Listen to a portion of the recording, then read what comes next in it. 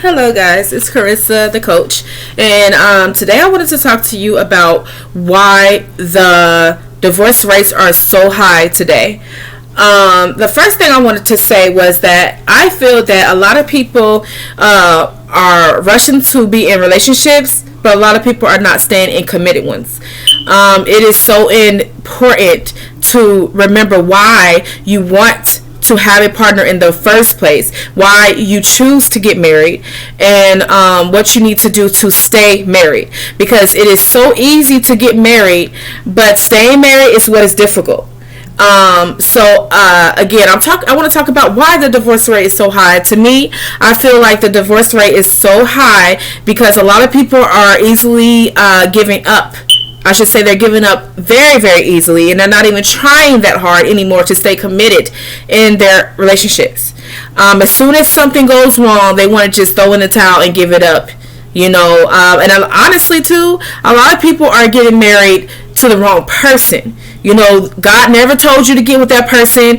God never led that person in your life. The person was sent to you from the enemy himself, and you can't even recognize the difference because you're so infatuated by what that person can offer you, who that person is, their status, their looks, their money, anything, and it was never sent by God. They were sent by the enemy himself. So first we need to see what we can do to not make those type of mistakes and get married to the wrong person, and what we can do when we actually get married to the right person, how we can stay married to that person. Because even if that is the right person, it does not necessarily mean that everything is going to be perfect in that relationship just because God did send that spouse to you. So we need to also understand that nothing is a fairy tale. Things are going to happen in your marriage that you need to be prepared for and ready to handle. And you need to also understand that if God gave them to you, then everything is going to work out if you just love them unconditionally. All right? So, yes, I feel that the divorce rate is so high because, again, people give up so easily and they don't try hard in their relationships anymore. I feel like, the average marriage only lasts for about 5 years. And some last for 10 years only because they can't afford divorce. Okay? So, I just want to talk about how, we can prepare ourselves for our spouse and how we can avoid getting a divorce so easily and quickly after getting married to the right person, and what we can do to, allow our marriage to last long and be a healthy marriage. So the first thing I feel that we should do is work on yourself first. I feel like so many people are rushing to get into a relationship, but they haven't even found out who they are yet individually. We need to learn how to love ourselves first, and we need to also learn how to get the help that we need mentally, physically, and spiritually to be the best that we can be to our spouse. I feel like a lot of us haven't worked on ourselves yet, but we're so busy looking for love, and we want love right now, and we need love right now. We want to get married right now, and we're asking God, where is my spouse? Why am I not married right now? When is he going to come? But you ain't worked on yourself yet. You're still self-centered. You're still selfish. You're still working on eternal things within yourself that you haven't even gotten over, that happened to you with your boyfriend in second grade. Like, it's a whole lot of things that we have not even let go yet, and we're not even fully prepared. God hasn't sent you your spouse because you're not even prepared for your spouse yet, and maybe he did send you your spouse, and again, you're not prepared for your spouse yet because you didn't realize he sent you your spouse a long time ago because you was looking at his outer appearance instead of who he was eternally. You get what I'm saying? Or externally, but yes, eternally. Is he saved? Is, he the one that God has sent you? Is he spiritually connected with God? You know what I'm saying? Does he pray on a consistent basis? God probably already sent you your spouse, but again, you haven't even worked on yourself to even realize it because you are too busy, worried about where's your spouse at, and he's probably right there in front of you the whole time, but he's not good enough for you because again, you haven't worked on you yet.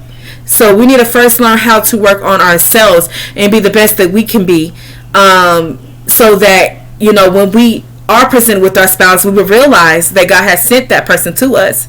You know, it's not about who we choose. It's about who God chose for us. You get what I'm saying? Because, you know, yeah, you can get into a relationship with someone based off of your feelings and what you think of them, based off of how they look and how they present themselves to you. Because, see, people can present themselves to you a certain way, but are another way behind closed doors. So you got to make sure that you are not choosing your spouse for yourself, but God is choosing that spouse for you. You know, and that makes a whole lot of difference in how your marriage may go. If you're choosing a spouse, or I should say, if you're judging someone who God may have sent you, and you're judging them based off of what they have or what they look like, not based off of who they are in here and who they are, you know, spiritually in their prayer life or whatever it may be, then you are having a serious issue with, you know, getting with the person that God has for you, because you're being too judgmental with the guy or woman that God has sent you. So you need to put yourself aside and your own feelings aside and your own judgment or judgmental ways aside, and you need to take it to God. God, is this the one that you have for me? You know, is this the one, you know, and you're focused on looking for somebody who is Mr. Perfect or Mrs. Perfect, or excuse me, Miss Perfect, and you want someone who, you know, has the nice hourglass shape, or, you know, the guy who is built, who's muscular, who's extremely tall, got a lot of money, very attractive, all these things, and, you know, long hair, light skin, whatever, and God didn't even have that person for you. That person was not even for you, but you're going off of what they perceive themselves to you as. I should say, you're going off of perception. You're not going off of what God wants for you. You're not even asking God. You're just like, well, he's cute, I think he is the one. But little did you know, that man has 5 women. You know, that man has been married and divorced over 5 times or whatever. You know, and not saying that, oh my God, that is a red flag. It is a red flag, but I'm saying that you're just going off of his looks and how he talks to you, and, you know, or even, you know, for the guys, you're going off of her body and how it's an hourglass and how pretty she is and all these things, but you're not even seeing who she is personally, and you're not even taking it to God. You're choosing your spouse on your own. You're not allowing God to choose your spouse for you. So that could be a serious issue with trying to, you know, find the right one that's for you. Again, God, where's my spouse at? God, where's my, you know, the one that you have for me? Where are they? And they've been there and gone. Because, again, you overlooked the one that God had for you because you were, you know, mesmerized by somebody who wasn't even for you, that the enemy has sent for you. Because, see, the enemy knows exactly what you like, and he was seeing you, someone who looks a certain specific way, just because he knows exactly what you wrote down on your paper. Okay? On your goals paper, on your vision board. I want a tall, dark-skinned, beautiful man with 6 figures and all this and that. And it's just not the one for you. And then the enemy will say, oh, I got you. I'm going to bring exactly the person I feel that's going to tear you down, destroy you as a person, misguide you from the purpose that God has for you, take you off the path and the destiny that God has you on, or whatever, throw you away from, you know, your family and your life, because you are so hypnotized by a guy that the devil sent you, and God didn't even send you. And a lot of people did marry the guy that the enemy sent them, not the guy that God had for them. They overlooked it, and they already missed their destiny a long time ago, because that destiny that God had for them, I should say that spouse that God had for them, did not match the perception that they wanted for themselves. You know, they did not match the description that they had written down on their goal sheet. You get what I'm saying? And so that could be a serious issue, because you end up marrying the one that the enemy had for you, and you don't know why your marriage isn't going anywhere. You don't know why you're unhappy in your relationship. because you chose your spouse. You didn't allow God to choose the spouse for you. So we have to make sure that we are putting our own feelings, emotions, and ourselves aside, and we're asking God to help us first so that we can be ready to choose. I should say, excuse me, but we all have free will. We are going to choose who our spouse is, but we want God to choose our spouse for us so that we can choose the right one that God has for us. Not based off of our feelings and emotions and our goal sheets, but based off of our spirituality, our destiny, our life goals, and the things that God has for us long term. How can we stop the divorce rate from being so high? What do we do to prepare ourselves for a godly marriage? We work on ourselves first. We ask God, what is our weaknesses and how can we better ourselves and prepare ourselves to be the best spouse that we can be? And we ask God to lead us to the right one that is for us. We want God to lead us to the right spouse that's for us. We don't want to choose. We want Him to choose. But again, He gives us free will. So we want to choose correctly. Not based off of our feelings and emotions and what we feel we deserve. Based off of what God knows long term. Because God knows all. Okay? Better than what we know. So ask God to help you to prepare you and yourself for the God for the godly guy that He has for you. We have to learn how to love each other unconditionally, through thick and thin, till death do us parts, just like the Bible says, just like our vows say. Because again, when you get into that relationship with the person that God has for you, you have to remember that nothing is going to be perfect. You're going to go through ups and downs. That's why we say those vows. We're going to go through ups and downs, richer and poorer, the good and the bad. We're going to go through all of the vows that we actually said. That's why they're there. We have to learn how to love each other unconditionally. No agendas. And we have to learn how to forgive each other every single day. We have to learn how to forgive our spouses every single day. So if you're already in a committed relationship and you're contemplating divorce, you need to put yourself aside and ask God, what is the best choice for me? What is the best choice that you have for me, Lord? Not, this is what I want to do. I don't care what God says. I don't care if that He hates divorce. I don't care about any of that. I'm tired and I don't want to do this anymore. But what you say your vows for? Why did you get married? This is no fairy tale exists, right? That's only in the movies. You have to go through the good, the bad, and the ugly. You're not going to be beautiful forever either. You're going to get old. You may get overweight. You're going to get wrinkled. Who are you willing to be with forever, no matter what? Who are you willing to go through everything with?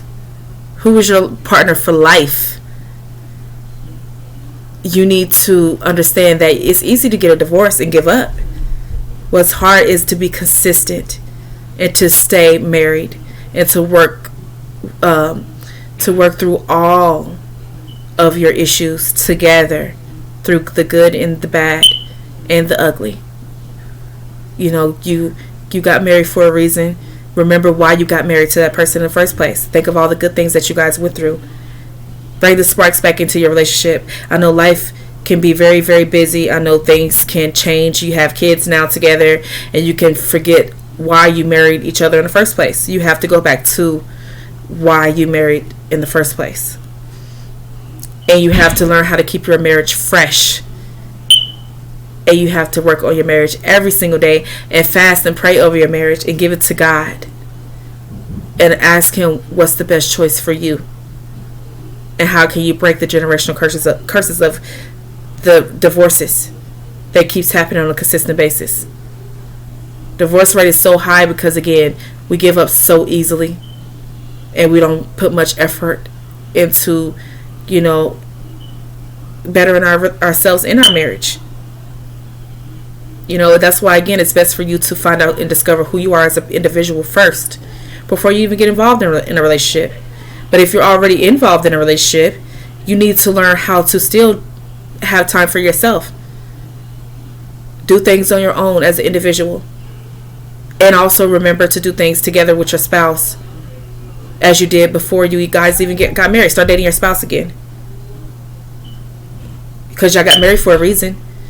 What is it that you got married to your spouse for? What's the thing that you got married? Like, what did you guys love to do before you got married? Or at the beginning stages, in your honeymoon stages, what did y'all do together?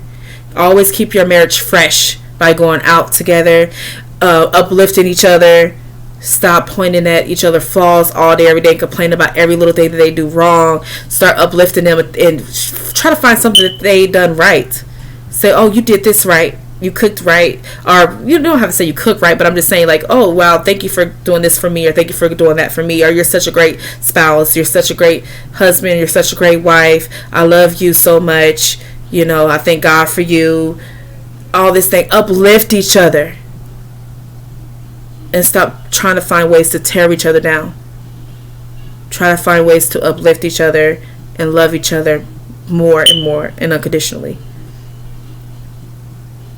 Because again, none of us are perfect. I'm sure there's things that your spouse could say about you that you done that wasn't perfect. And vice versa.